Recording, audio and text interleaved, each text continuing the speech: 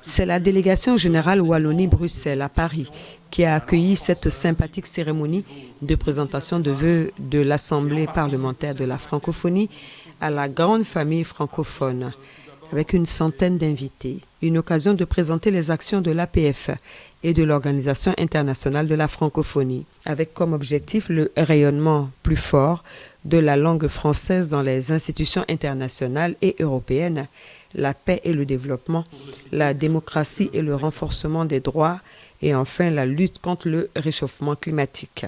L'APF, ce sont avant tout des parlementaires qui portent la voix des peuples, mais vous le savez aussi, au quotidien, ce sont des sections qui travaillent, et c'est aussi un secrétariat général. Cette année, il y a eu un certain nombre de changements pour permettre à l'APF de tenir toute sa place et tout son rang au sein de la francophonie, et plus largement, je pense, car nous sommes tous des militants de la francophonie, à défendre les principes et les valeurs de la francophonie. Dans les années à venir, l'APF s'attachera à la modernisation de ses statuts et au fonctionnement du secrétariat général pour une francophonie qui rassemble les peuples, les parlementaires des États et les gouvernements.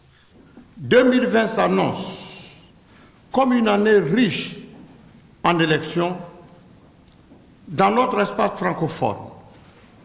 Nombreux sont les pays, notamment en Afrique, qui appelleront aux urnes les citoyens francophones.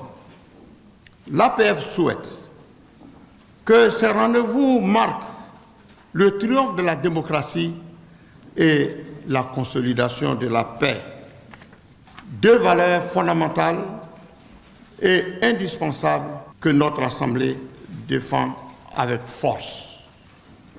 Aussi, la situation sociopolitique préoccupante dans plusieurs pays de l'espace francophone, notamment en Afrique, interpelle-t-elle notre institution.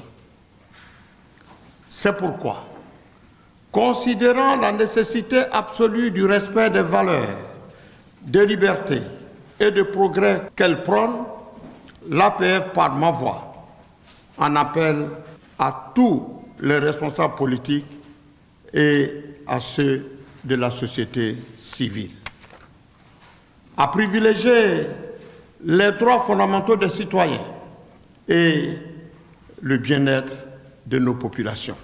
Une francophonie forte pour renforcer son influence dans le monde, tel est le vœu du président Amadou Soumaoro pour cette année nouvelle.